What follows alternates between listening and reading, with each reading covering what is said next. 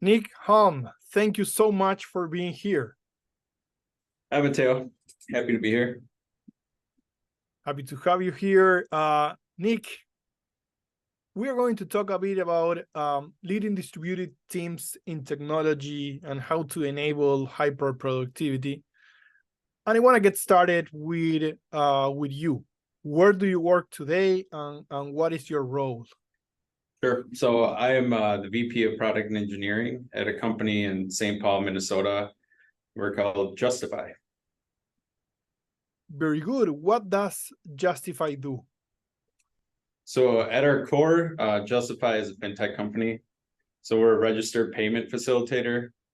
We offer a payback as a service model where our SaaS platform customers are able to underwrite merchants so they can be the merchant of record when processing payments on their platform.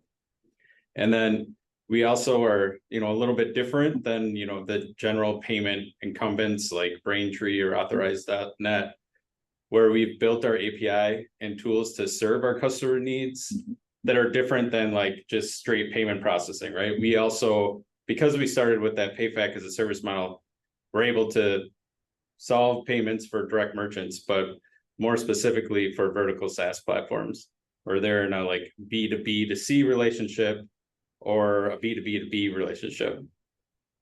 So we do that. We add in additional embedded components, web components we're using, so that they're able to easily get up and running on payments, but also add in things like embedded lending, embedded insurance, instant payouts, and more. And that's all just from one single API and reporting interface.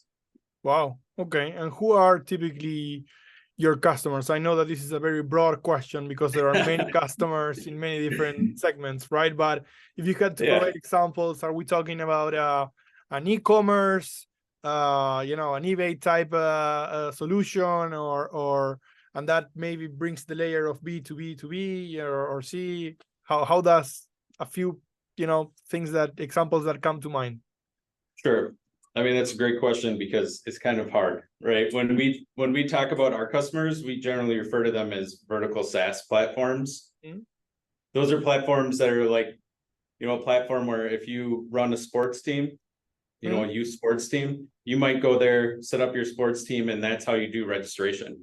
So the sports team is the second B, and then the C is going to be the parent that's trying to register their team. There's always this three-party relationship in a vertical SaaS platform.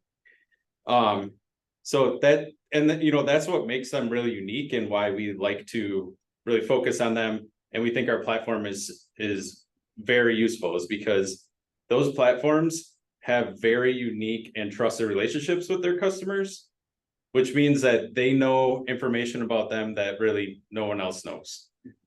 They know all their business ownership, they know their end users. When we talk about like embedded lending, let's say that we have a platform that their customers are commercial contractors, and they know the moment that a commercial contractor creates a big receivable and they send out an invoice so that their customer can pay it. But generally, that might be like net 60 days or net 90 days or more. Right. So that's the perfect opportunity for our customer to use our embedded lending offer and put it right in there. And we can say, hey, in the click of a button, we already know everything about your business. We underwrote you to process payments. So now we can say, hey, you want a working capital offer? That's great. In one button, you can get that done instead of going out to someone else's website, re-entering all of your information again, going through the whole underwriting process.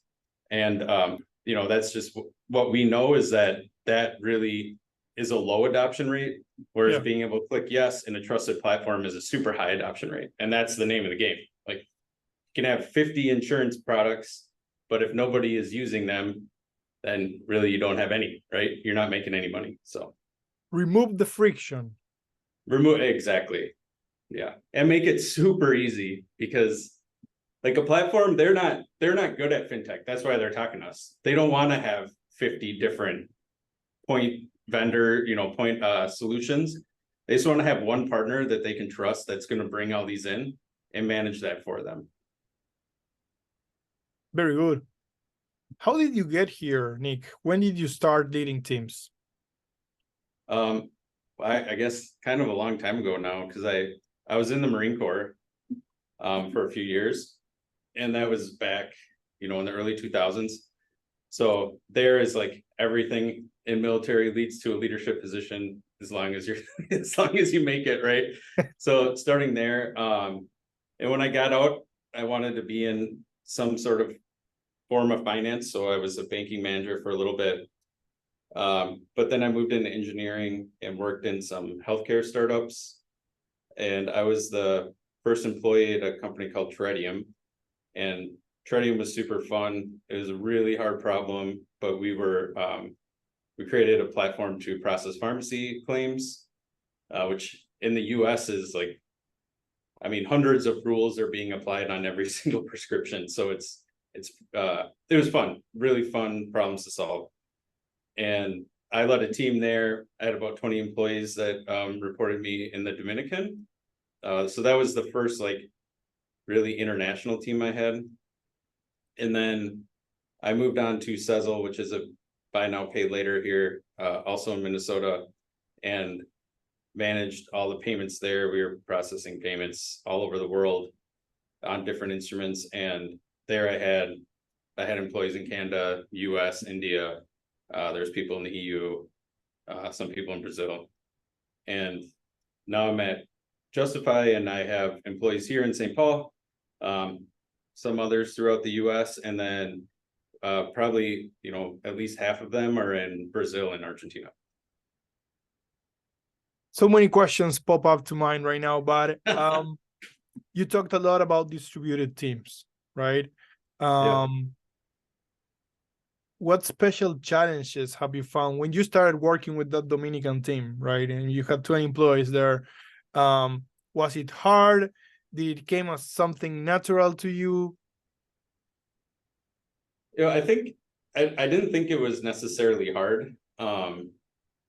It was different. Hiring was different at the time because it was like, you weren't hiring people in person. Up to then, I'd always had like a face-to-face interview. There, it's like, you're having a Zoom, or at the time, probably, Google Meet or something. Yeah. Maybe even GoToMeeting, if you remember that. That was yeah. WebEx. Yeah. So the hiring process was different. But in engineering, the thing is like the good employees, the people you really want to hire, they just love their job. They love the problems. And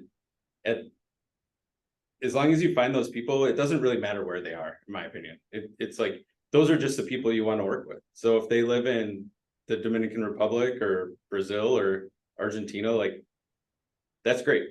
They're super smart people, and they just want to be here and have a great time. And I've just always enjoyed it. Very nice. Another question that came to mind is you were in the Marine Corps, right? And then you became a software engineer. And to the ignorant, I consider myself an ignorant because I don't know what it is to be in the Marine Corps.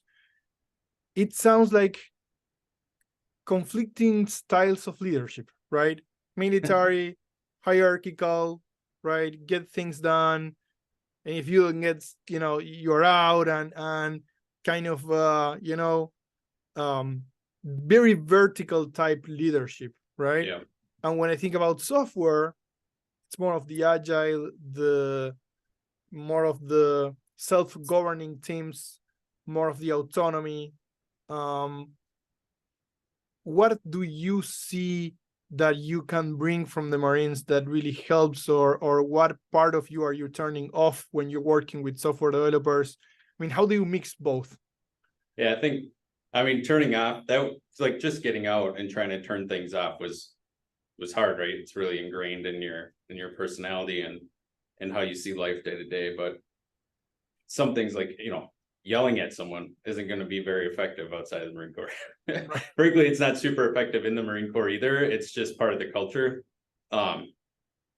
Maybe they've moved on. It's been 20 years since I was there, but The one thing I would say though that really carries over well is that in any of the armed forces, like someone has to be there to make the final decision.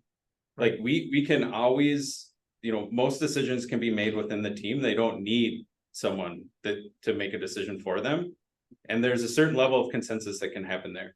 But when you get to a bigger team, or like you were saying, more in a hierarchical scenario, there's one person at the end of the day that gets to say yes or no. This is what we're going to do, and you need to have a decisive answer, right? And decision, and that's what you're going to do. Now, that hopefully is not a thing that has to happen very often, right? But I think that being able to just make a decision and not have to, you're the one that has to pay the consequences, not everyone else. So that, I just learned that pretty early on. I like it. I like it very much. How do you set objectives for distributed teams?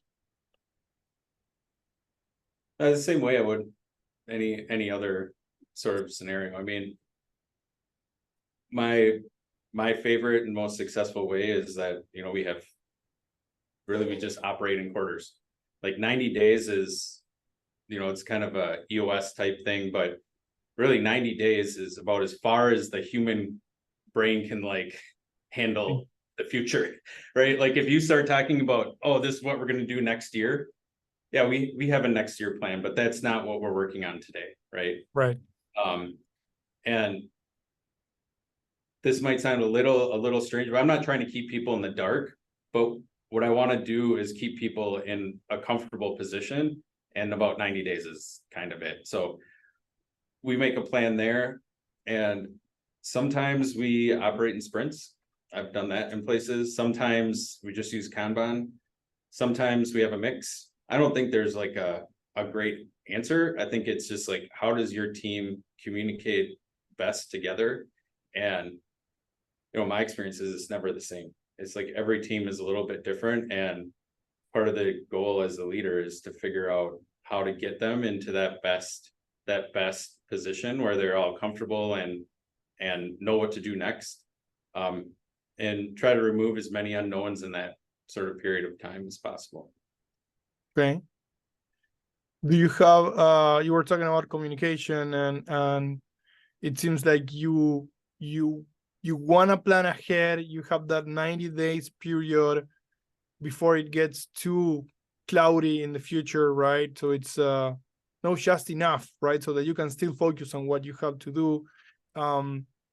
Any other things that you think are vital for communicating with teams and with distributed teams? Yeah, well, I think with distributed teams, one of the things that can be difficult is that, especially with international teams, I would say too, is that you don't have the same influences that are driving your point of view. And that's actually, I mean, I really like that. Like, I think diversity is something that plays into making the absolute best teams, right? Like, we want lots of different points of view, and, different sort of day-to-day routines that people have, because it informs better decisions overall when we have multiple points of view. It's just true, right? If I'm building a UI, I don't want just one person that lives in St. Paul, Minnesota, defining what it looks like. I want it, other people to see it, and the way we look at things from different regions in the world is just different, right? And we're going to end up with a better product. But yeah, I don't know. I think that's what I always land on, is just as many points of view as we can get. I like it. I manage teams across the world as well, and I remember when I started working in outsourcing, we had like this sort of training, right? Like cultural diversity training and understanding how different cultures perceive different things, right? Even for one-on-ones, for like in India more hierarchical, in the US a little bit less hierarchical than in India, but still hierarchical. In South America, in some places like in Uruguay, not that much higher, different, right? You are going to argue with your boss in a way that you maybe wouldn't do in India, right? So stuff like that, it's fine everywhere. I mean, things are what they are, right? But to understand that, so when you're talking to someone, you understand where they are coming from. Do you see a lot of differences? And when you are talking maybe one-on-one when your team members, with your experience, do you identify trends like you are like, okay, I get where this is coming from because of the background. They are not trying to be whatever. Do you see those as well? Or do you think that maybe people at the end are just people and similar? Yeah, I think I see that for sure. But one of the things I've noticed over the last 10 years is in the US is that people's expectations are moving more towards like what you're describing in Uruguay, right? It's like it's not always just a top-down conversation, or it's also like it needs to be a discussion.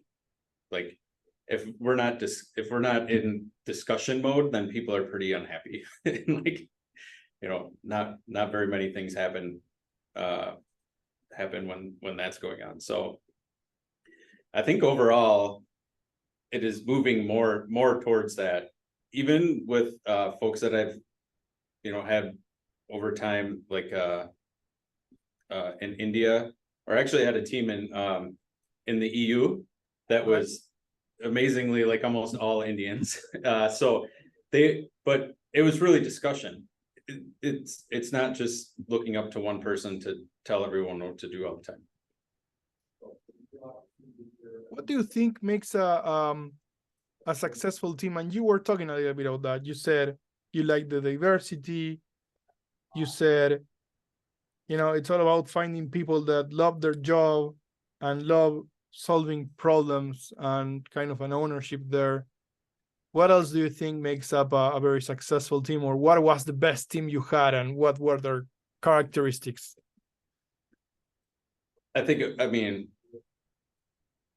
Going back, diversity. I think the other thing is just a clear message and a shared goal. That's another benefit of sort of that 90-day cycle. And even within that 90 days of going back and reviewing, like, hey, this is what we're trying to work on in these 90 days. These are the things that we're succeeding in right now. Spending the most time on that, honestly, because I think that sometimes that gets lost and we talk about the things that are going wrong a little bit too much. But what are the things that are going great? Talk about the things that aren't going so great. But as long as you can keep that going and people are still having fun, and it's pretty easy to know when people are having fun, like I do a lot of one-on-ones. If someone on the other end is never smiling or joking after, like, maybe when we first start doing them and they're a new employee, but like you can tell, I'm not. And like as soon as that's not going on, then we have a problem, and we, addressing that immediately too is the other thing.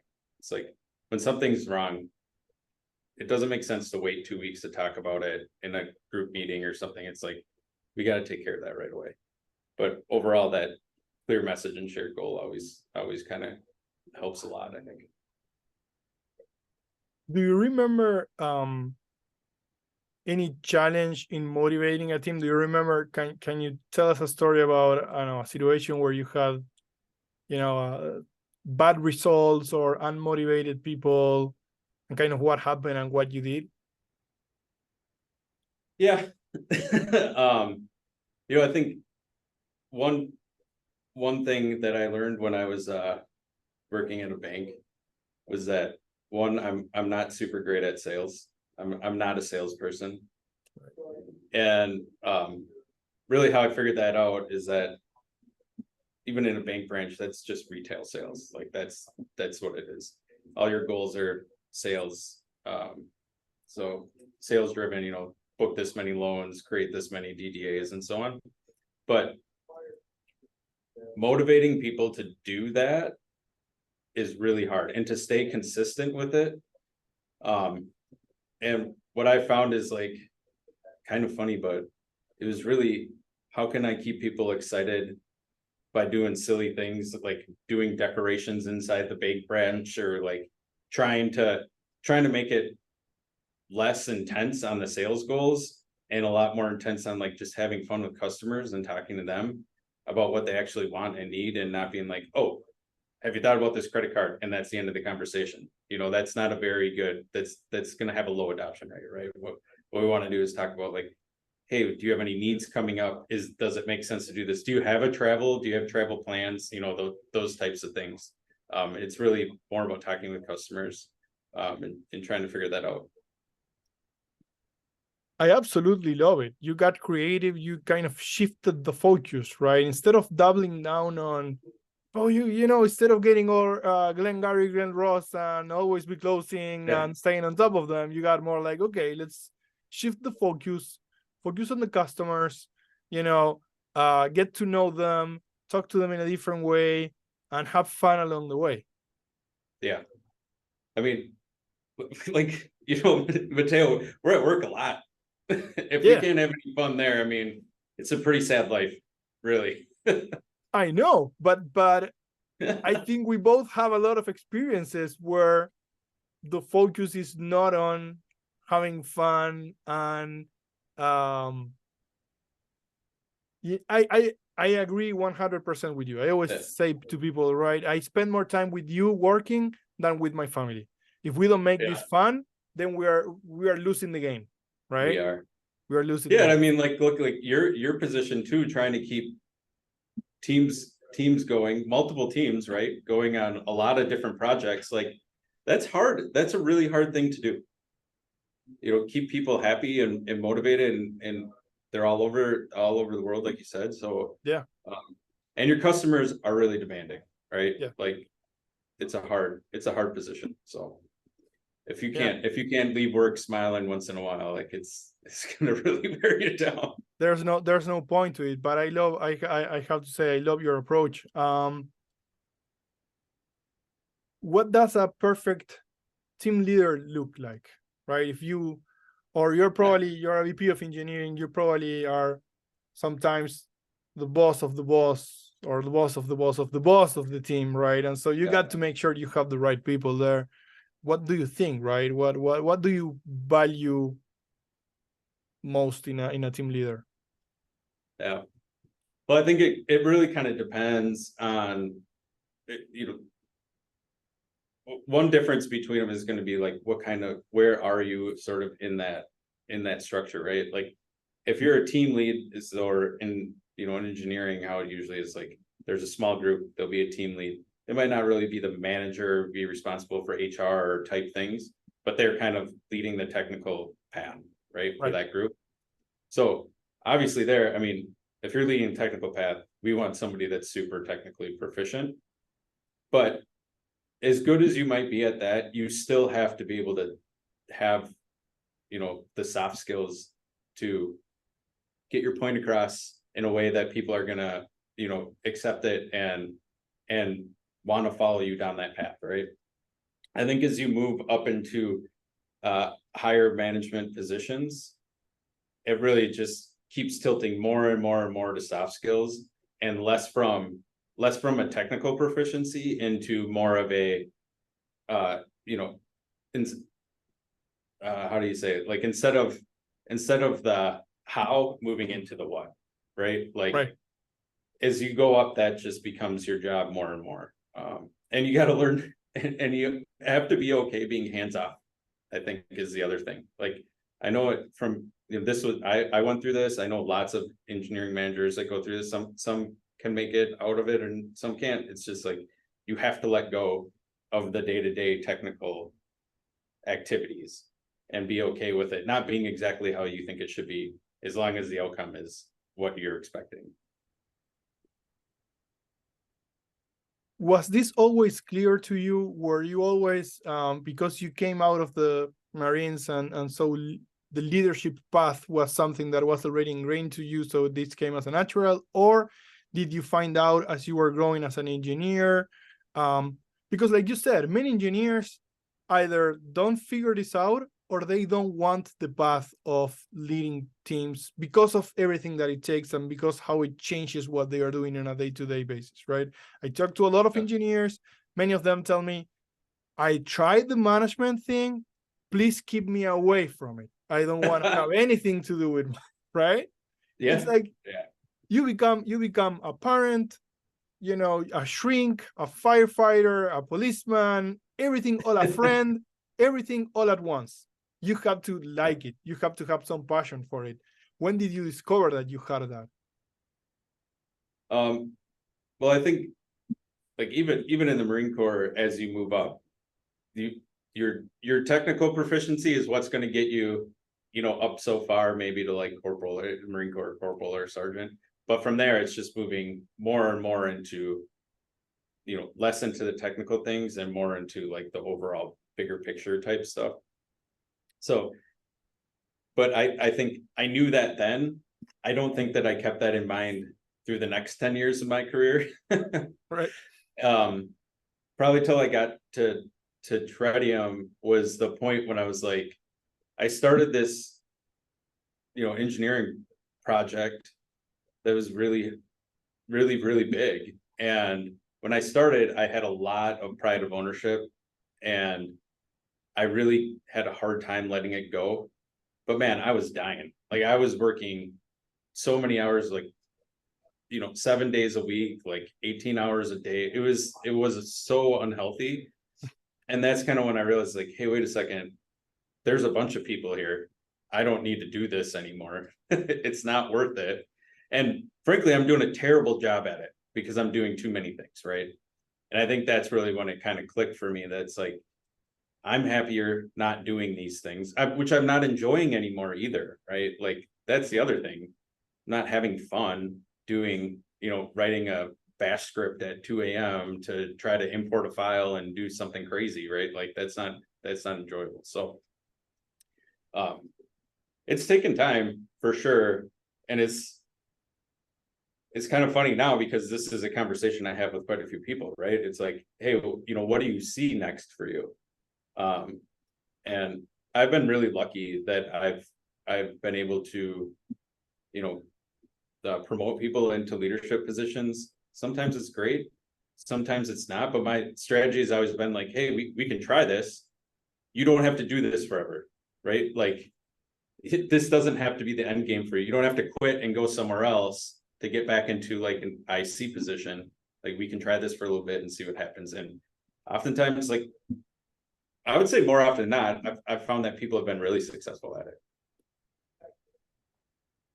You're being a great mentor there and a coach. Did you had great mentors as you were kind of struggling when you realized that, you know, you needed to delegate more and delegation is happiness? Was someone helping you out realizing that, or did you have to figure that on your own? I think that I had to do a lot of it on my own. One of the sort of weird things in my career has been that, like when I worked at a couple of other healthcare startups, I was always really on projects like solo or in really small companies. So it, you know, in a small startup, everybody's kind of doing their thing, right? And they're just hard at work and getting stuff done. But you know, like at Sezzle, the CTO I had there, Killian, he was much younger than me, or is still. That hasn't changed, I guess. But you know, I had to learn from him too, like because he had to delegate everything. Like that was just a position he got put into.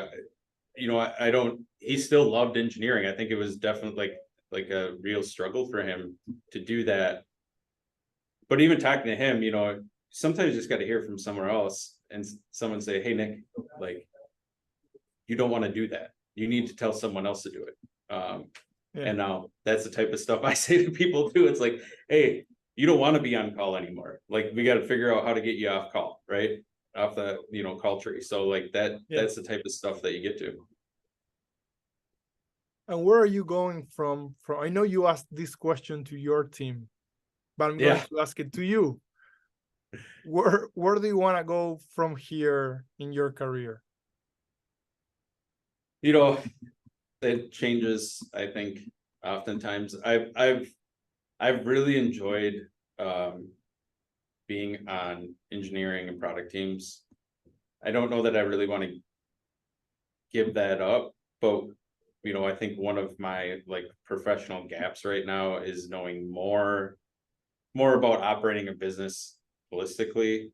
And that's kind of something that I'm really trying to focus on now.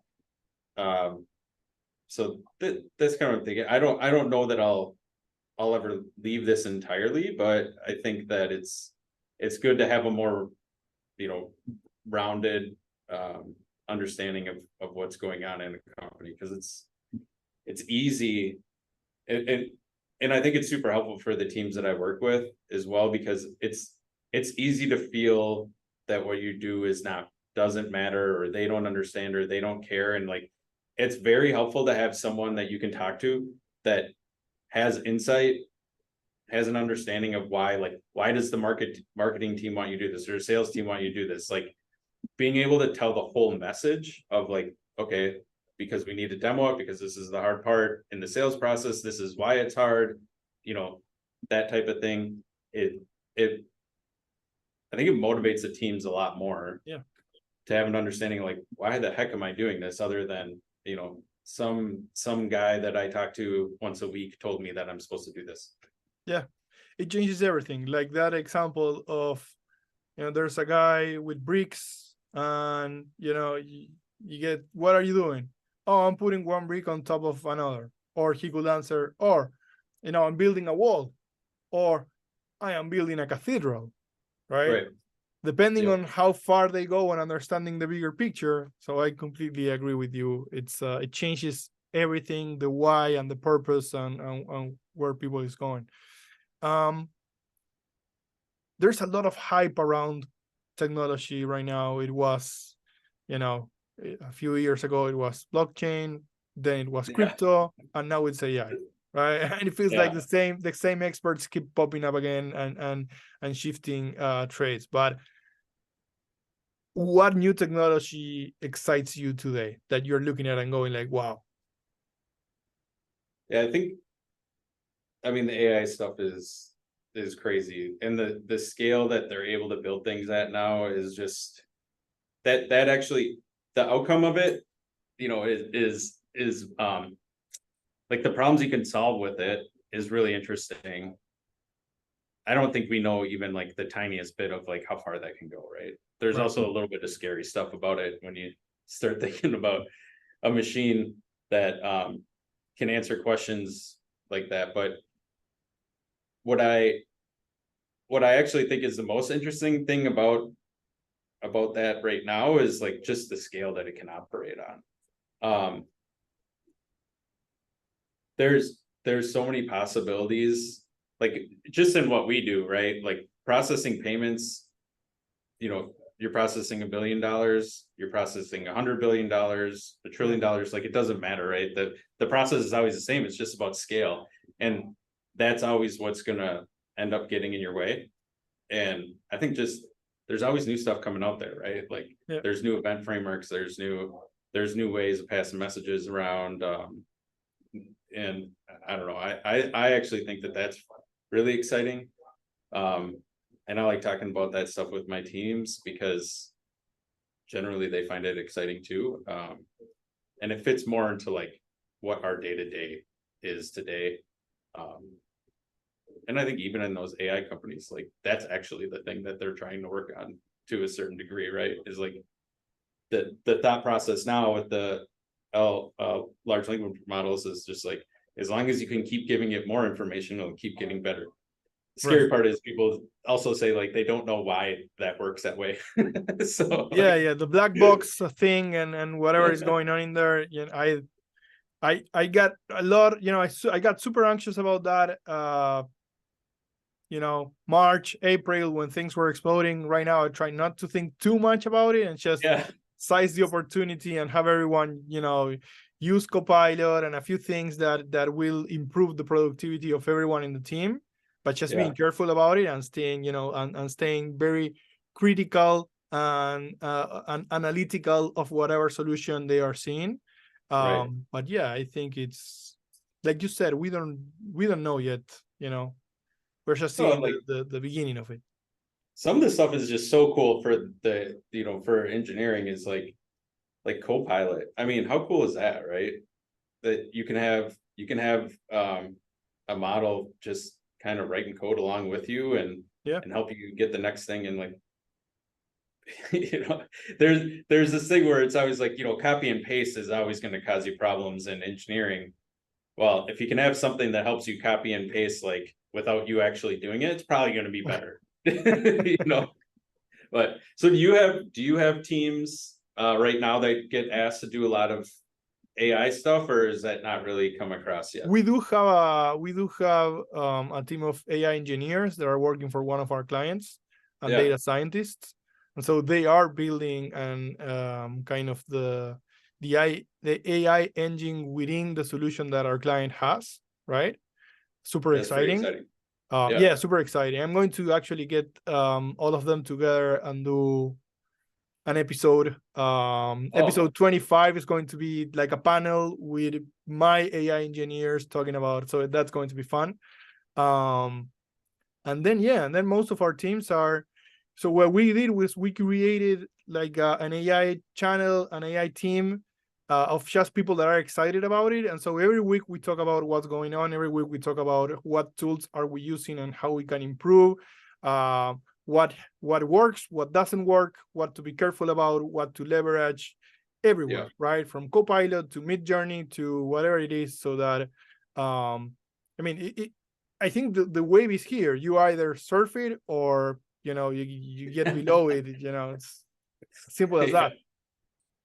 No, it's really exciting and it's moving so quickly.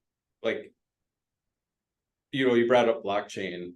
I think the difference with blockchain versus the hype around AI is that somehow AI is more tangible to everyone else, right? Like blockchain, you have to really, really care about blockchain to understand, to have a good understanding of like all the use cases for it. But what's cool is like I go talk to a salesperson or my kid in school or like a teacher or whoever, and everybody has they have a different point of view of like how they could use this or are using it. Yeah, it's and as all of the big players and everyone really keeps jumping on it. I mean, I think it's already ubiquitous, right? As you just said, it's everywhere. Yeah. And I don't know. For our kids, it's going to be like, yeah, like I don't know, like a phone, right? I mean, everyone has a phone, of course. Everyone has an AI assistant of their own, right? Yeah. They're going to look at you like, what? Didn't you have that when you were growing up? It's crazy. So on this specific topic, do you have any thoughts on the future of work, especially for developers? Do you think it's changing too fast or just exciting? When you think about it, what do you think? I don't think it's changing too fast.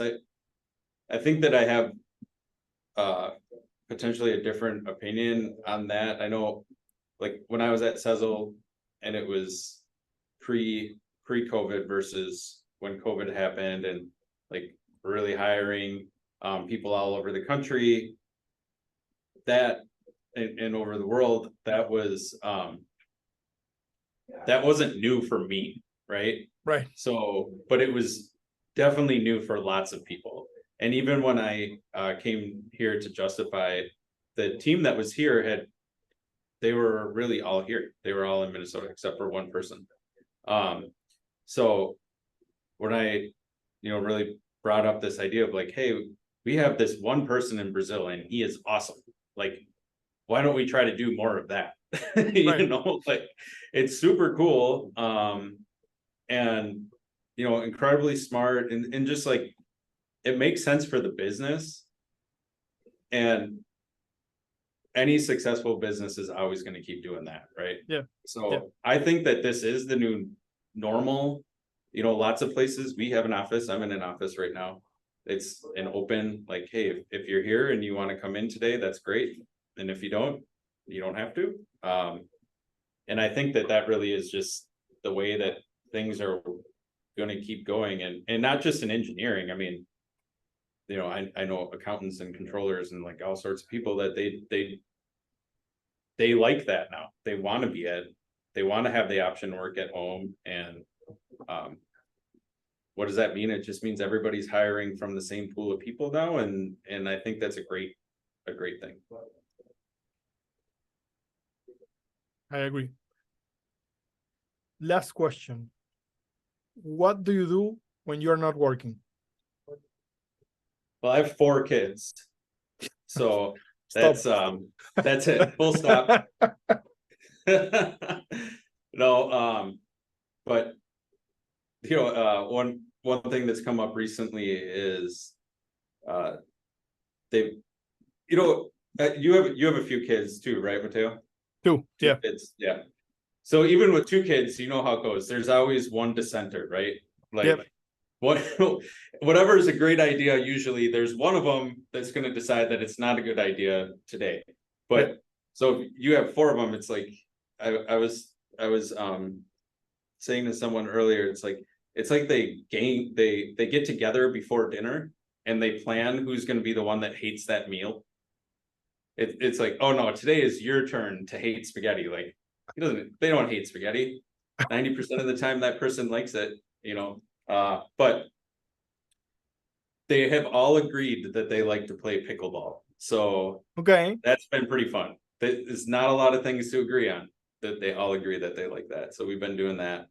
But otherwise, we also have 2 dogs. So my house is super calm. 2 dogs, 4 kids. So we do a lot of that, you know, run around with the dogs and stuff as well. Go camping. Beautiful. Beautiful. I love it. We don't get to go surfing like you do, though. I would like that. Well, in Minnesota, you can probably do paddle surfing. I don't know if you. I don't know if it's too slow. Paddleboarding is too slow. I don't understand it, because you're just slowly moving along. Like I need to go faster than that. Yeah. Wakeboard then. You can do wakeboard. Yeah, that is better. Yeah. Yeah. Very good. Nick, I appreciate it. This has been an amazing conversation. I hope that we can do it again. Thank you for being on the show. Thanks a lot, Mateo.